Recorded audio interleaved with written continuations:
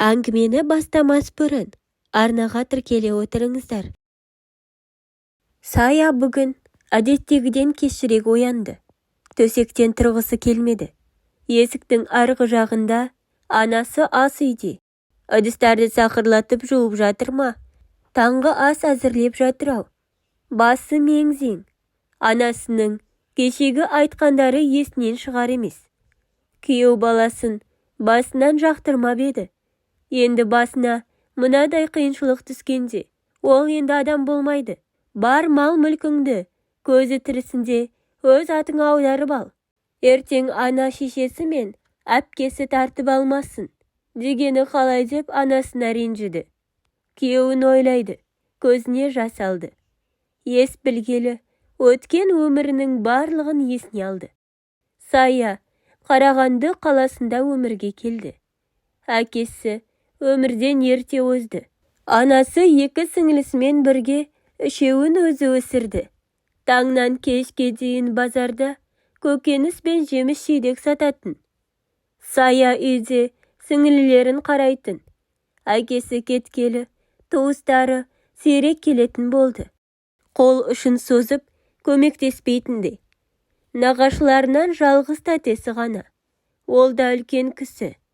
Жалғыз қызы Алматыға тұрмысқа шыққан. Сонда тұратын еді. Бар ауыртпалық анасы мен өзіне түсті.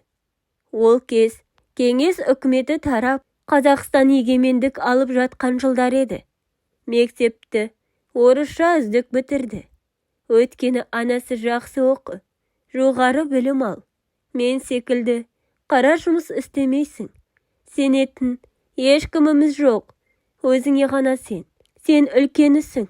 Артыңдағы екі сіңіліңді сөйлейсің ертең деп құлағына құя беретін. Сонымен анасы бар жиған тергенімен Казгуге, Алматыға жоғарғы оқу орнына түсірді. Нағашы әпкесінің үйіне орналастырып табыстап кетті.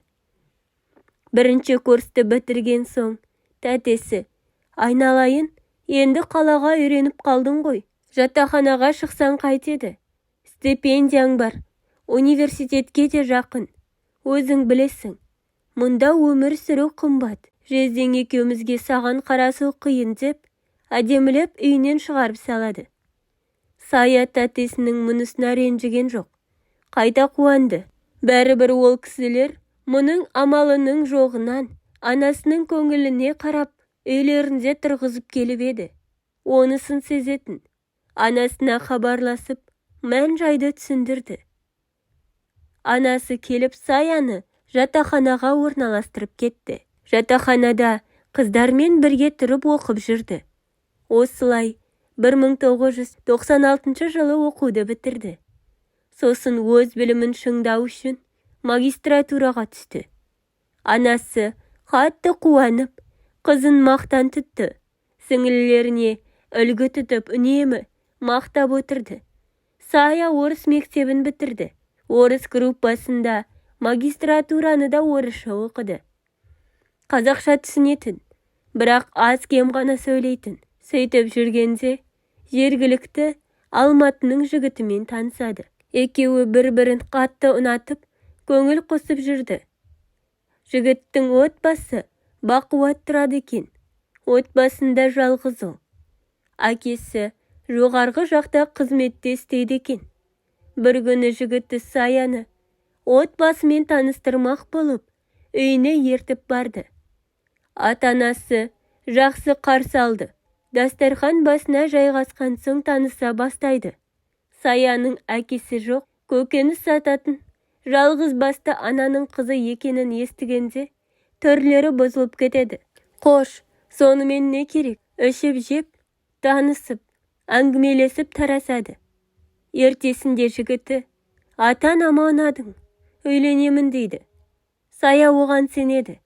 Тіпті екеуі ерлі зайыптылар секілді жүріп тұра бастайды. Бір күні жігіті, көңіл күйі болмай, сенімен маңызды шаруа жайлы сөйлесуім керек дейді. Сөйтсе әке шешесі ұлының Саяға үйленуіне қарсы болып жатыр екен. Біздің теңіміз емес деп айтыпты. Әкесі өзімен қызметтегі әріптесінің қызына құда түсіп қойыпты. Сол қызға үйленесің бітті. Болмаса, дымсыз қаңғып кетесің деп шарт қойыпты. Жігіті басы салбырап, не істерімді білмеймін. Сені қимаймын. Әкеме де қарсы шыға алмаймын дейді. Мұны естіген Сая жігітіне жоғал деп айқайлап жіберді. Ер емес, ез екенсің деп бетін басып жылап кетіп қалады. Одан кейін жігіті де мұны іздеп келмеді.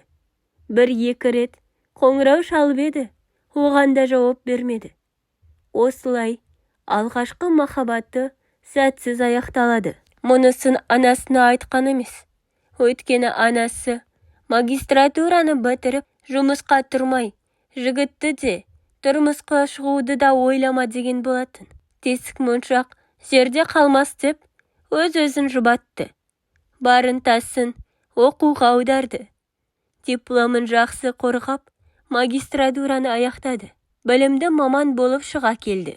Алға қойған мақсатым айқын еді.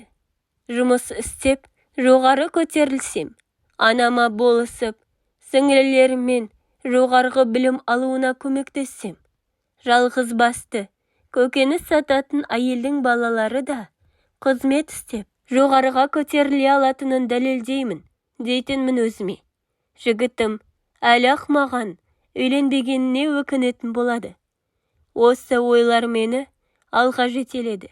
Жергілікті орыс тіліндегі баспаға жұмысқа тұрдым. Ол кезде Қазақстанда өзге ұлттар көп еді ғой. Әріптестерім көпшілігі орыстар болды. Осылай бар жігеріммен жұмысқа кірісе кеттім. Осы аралықта менен кейінгі сіңілім Көкшетауға оқуға түсті. Бір жылдан кейін дәрежем өсіп, жалақым да көтерілді. Анама ақырындап ақша жіберіп, көмектесе бастадым.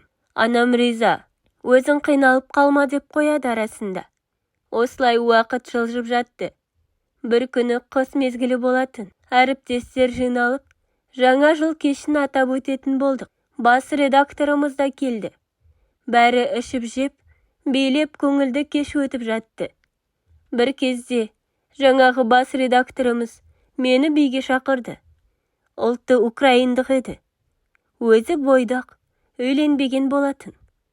Бойдақ қыздардың көпшілігі сол жігітке қылмыңдап жүретін.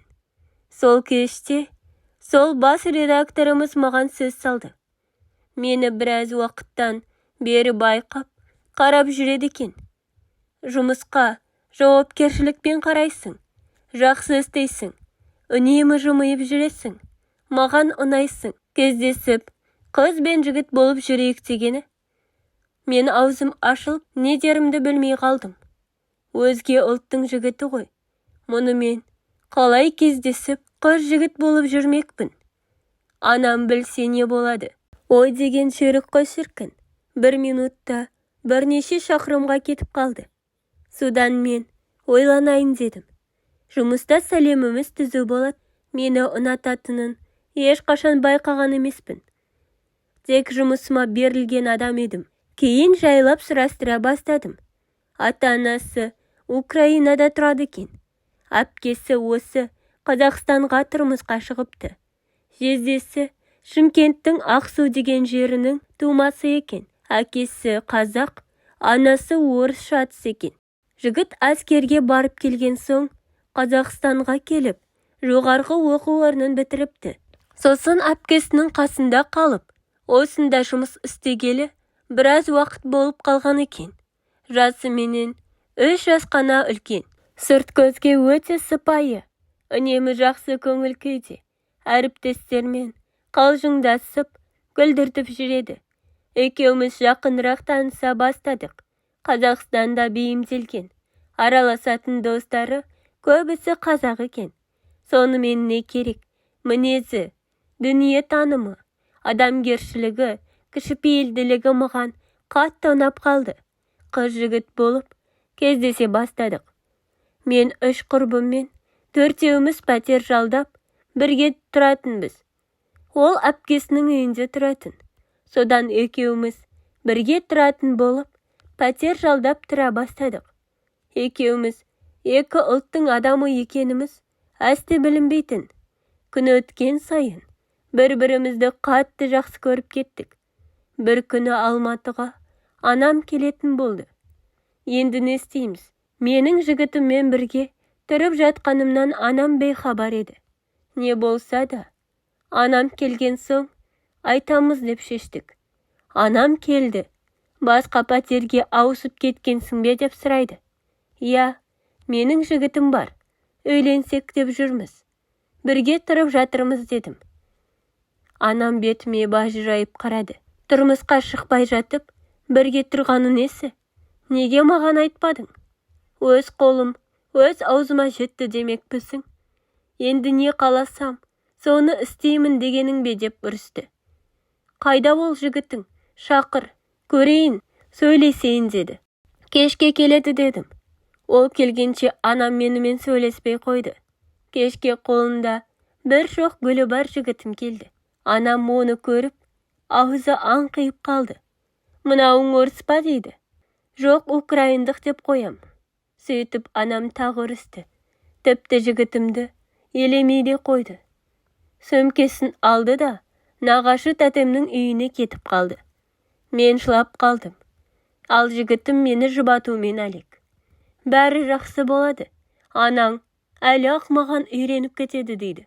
Ертесінде нағашы тәтемнің үйіне бардым. Анамның ашуы басылған болар, сөйлесейін деп. Тәтемде менің жағдайымнан хабары бар екен. Басқа ұлттың адамы болмайды. Әкең жақтың туыстары қазақтың жігіті құрып қалғандай, хахолға тиіп, анасы дұрыс тәрбие бере алмаған деп, бізді табалайды дейді. Сосын анамды былай шығарып алып сөйлестім. Сәтсіз аяқталған алғашқы махаббатым жайлы айттым. Ол кісілердің мені менсінбегенін, сол қазақ жігітімнің пәктігімнен айырып тастап кеткенін бәрін түгел айттым. Анам бетімнен осып жіберді. Өзің кінәлісің. Мен сені оқып, білім алып жүрме десем, не білдіріп жүрсің?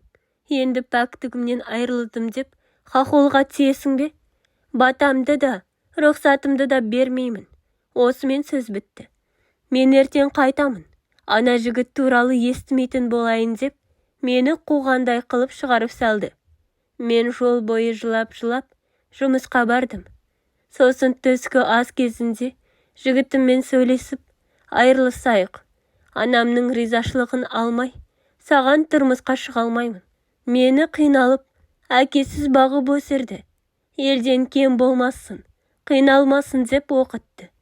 Енді қалай оның батасын алмай, тұрмысқа шықпақпын.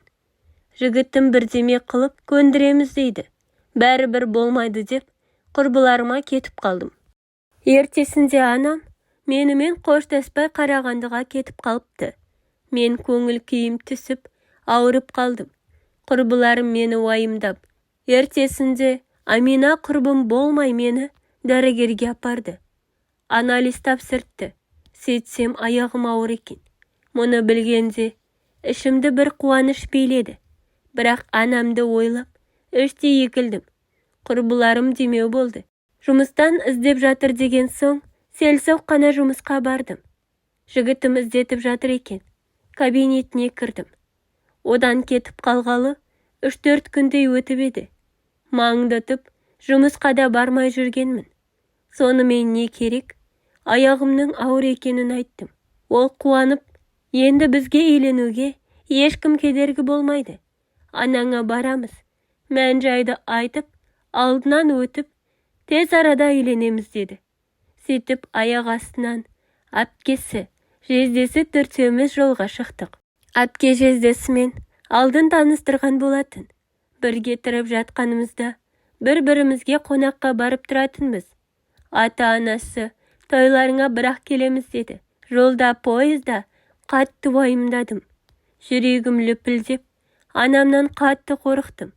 Ал жігітім болса мәз. Барсақ, анам әкемнің туысқандарын жинап алыпты. Мен алдын хабарласып айтқан болатынбыз. Бізді олар салқын қарсы алды. Бізге сирек келетін, өмірі көмектеспеген әкемнің туыстары отыр. қабақтарынан қар жауған. Кіріп жайғасқан соң жігітімнің жездесі сөз бастады. Осылай да осылай, қыздарыңыздың қолын сұрап келдік. 2 жас бірін-бірі ұнатады дегендей. Бір кезде әкемнің інісі шорт кесті. Хахолға беретін қызымыз жоқ деп. Жігітім мен жездесі көздері бақырайып, аңқиып қалды. Өлі тыныштықты Марина бұзды. Бермей қайда барасыздар? Қыздарыңыздың аяғы ауыр демесі бар ма? Бетім ду ете қалды. Мұны айтады деп ойламап едім. Анам мен туыстарым аңтарылып, өңменімді тесіп жіберердей көз қараспен жалт етіп маған қарады. Сол кезде ұялғанымнан кірерге тесік таппай қалдым. Не керек? Олар мені ұзатып, сол адамға қосатын болды. Сөйтіп кішігірім ғана тойымызды жасады. Одан соң барып, араға уақыт салып, шекесі торсықтай ұл бала дүниеге әкелдім. Барлық нәрсе осы кезде басталды. Күйеуім ауыр дертке шалдықты. Бұл ауруды қалай жұқтырғанын білмеймін. Іс-сапардан соң ауырып қалды. Ол өте тазалықты сүйетін. Өз киімдерін өзі кір жуғыш мәшинеге айналдырып жуып алатын. Өзі үтіктеп киетін. Сырт киімдерінде химиялық тазартуға жиі апарып тазалатып тұратын. Көлігінде тап-тұйнақтай қылып, жылтыратып, таза ұстайтын. Өте кірпияз болатын. Мейрамханаларда да қасық, шанышқыны пайдаланбас бұрын жақсылап сүртіп алатын. Үнемі үстіне қымбат әтірін сеуіп, жинақы таза жүретін. Киім жағынан маған ешқашан салмақ салып сөйлеген емес. Киімімді үтікте, нәски жу деген сияқты. Тамақты да талғап жейтін. Сонымен бізден бастап, бәріміз үйдегі көмекшім тексеруден өттік. Жұмыстағы әріптестері, достары, барлығы түгел тексеруден өтті. Бағымызға орай, бәріміз таза болып шықтық. Тек қызыма ғана күмән болды. Қайта тексеруден өтіп, күмән расталмады. Сонда да дәрігерлер бізге қосымша иммунитетті көтеретін біраз дәрілер мен дәрумендер жазып берді. Сонымен не керек? Анам келді. Араға 1 апта салып енем де келді. Анам маған бұл аурудан айығу мүмкін емес. Қиналады. Сосын мұның соңы өлімге әкеледі. Сол үшін бар мал-мүлікті, банктегі депозиттерді өзіңе алып, жинақтал. Кім біледі, ертең ана шешесі мен әпкесі алып алмасын дейді. Мені жұбатудың орнына анам осылай деді. Күйеуімді жақтырмасаңыз да, мына немерелеріңізді ойламайсыз ба? Күйеуімді әлден жерлеп қойдыңыз ба деп ренжідім. Сонымен осы кезде кімнің кім екені айқындалды. Туыстар алыстан тек телефон арқылы хабарласатын болды. Достар сиреді. Тіпті үйдегі көмекшім де айлығын алып, қош айтысып кетіп қалды. Тек қызымның қазақ тілі мен пианинодан беретін оқытушылары ғана келіп жүрді. Олардың да өмірін қатерге тіккім келген жоқ. Мән-жайды түсіндіріп, олар да тексеруден өткен болатын. Бәрі таза. Сонымен күйеуім ауруханада, анам мен енем балаларды қарайды. Ауруханаға тамақ жібереді. Күйеуім жұмыс істемесе де, жездесі ай сайын айлығын төлеп отырды. Ол ақша ауруханаға күйеуімнің ем-домына жұмсалып жатты. Маған да кәдімгідей салмақ түсті. Алдын айлығымды жинап, анама көмектесетінмін. Жеке журналымның шығындары бар. Өзіме, балаларға киім-кешек. Тек осындай нәрселерге жұмсайтынмын. Ендігі үй шығындары, азық-түлік, балалардың оқытушылары, спорт кружоктары бәрін өзім төлейтін болдым. Осы орайда менің баяғы 3 құрбыма алғысым шексіз еді. Бар көрмектерін аямады менен. Рухани, материалды көмектесті. Көрші құрбым да қарасты. Көлігімен қызымды мектепке тасып, өз қызымен бірге апарып әкеліп жүрді. Күйеуімнің де санаулы достары ғана қалды. Олар да ауруханаға жиі барып тұрды. Күйеуім 2 айдан соң психологиялық тұрғыдан қатты жүдеп кетті. Денсаулығы да төмендеп бара жатқан сияқты. Сосын оны дәрігерлермен сөйлесіп, үйдің жанынан пәтер жалдап, сол жерде оқшаулап тұрғыздық. Тым болмаса, балаларымды сырттан көріп тұрайыншы деді. Күнде медбике келіп, укол системаларын салып тұрады. Кешке жұмыстан соң балаларды серуендетуге шығарған болып, күйеуім тұрып жатқан көп қабатты ауланың алдына апарып ойнатамын. Күйеуім байқатпай терезеден қарап, мәз болып отырады. Қош, сонымен не керек? Бұлай жүре берсек, бір күні күйеуімнен айырылып қаламын ба деп қорықтым. Өйткені мұндағы ем-дом әсер етіп жатқан жоқ еді. Жағдайы дұрысталған жоқ.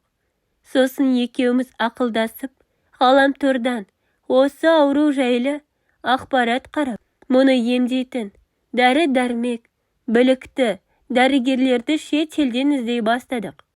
Қытайда емделіп, осы аурудан жазылғандар бар екен. Германияда да білікті дәрігерлер бар екен. Содан не керек? Бірінші Қытайға ұштық. Келіскен емханаға барып, қаралып біраз уақыт ем алдық. Күйеуімнің беті бері қарай бастады. Сосын сол жақтан қымбат дәрілерін алып елге қайттық.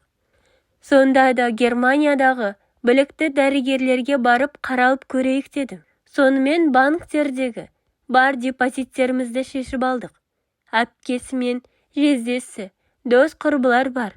Олар да көмектесіп, қомақты ақшамен ұшып кеттік. Күйеуімнің дертіне емді осынан таптық. Осы саланы қарайтын ең мықты дәрігерге емделді күйеуім. Алдымен Алла, кейінгісі осы дәрігердің ем-домымен күйеуім ауруынан құлан таза айықты. Араға біраз уақыт салып, елге оралдық. Дәрігер күйеуім жақсы тамақтансын, дәрілері мен дәрумендерін уақытылы қабылдасын, темекі қайта тартпасын, спортпен, оның ішінде жүзумен шұғылдансын, таза ауада көп серуендесін деген болатын. Соны бұлжытпай орындауға көштік. Күйеуім өз дінінде церковке барып тұратын. Осы орайда ауырып жүргендегі бір оқиға есіме түсіп кетті. Ауруханадан шығарып, пәтерге тұрып жатқанда, досына өтініш жасапты. Церковқа апарып келші деп.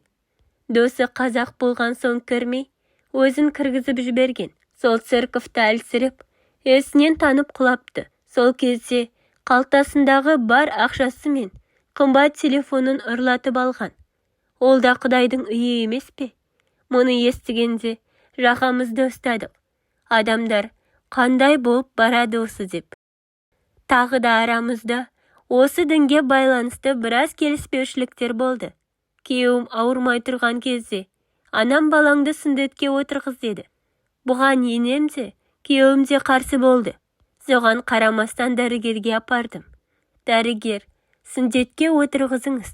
Бұл гигиеналық, тазалық жағынан да жақсы деп мені қолдады. Баламды сүндеттеді. Анам келді қуанып. Сөйтіп мұсылмандар жеңді дейді. Анамда бір себеп туа қалса, осындай бір әңгімелерімен күйеуімді бір мұқатып алатын. Мұның бәрін неге айтып отырмын? Ұлтаралық отбасы осындайларымен қиындау болады екен.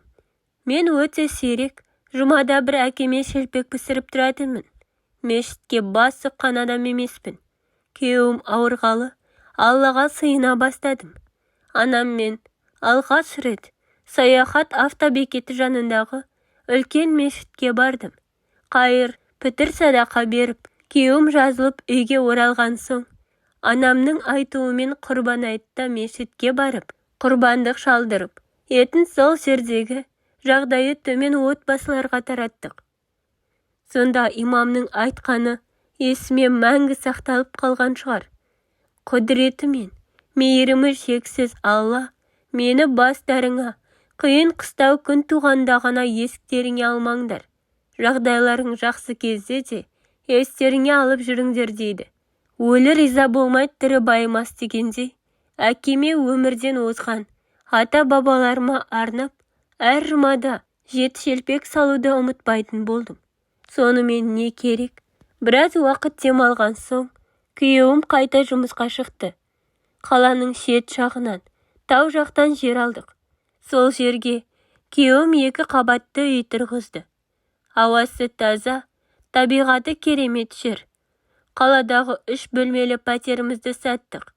Осы жақында бітіріп көшіп бардық. Ауласында жеміс ағаштарын, газон, кішігірім бақша етіп қойдық. Мұның барлығы күйеуімнің, өзіміздің денсаулығымызға пайдалы ғой.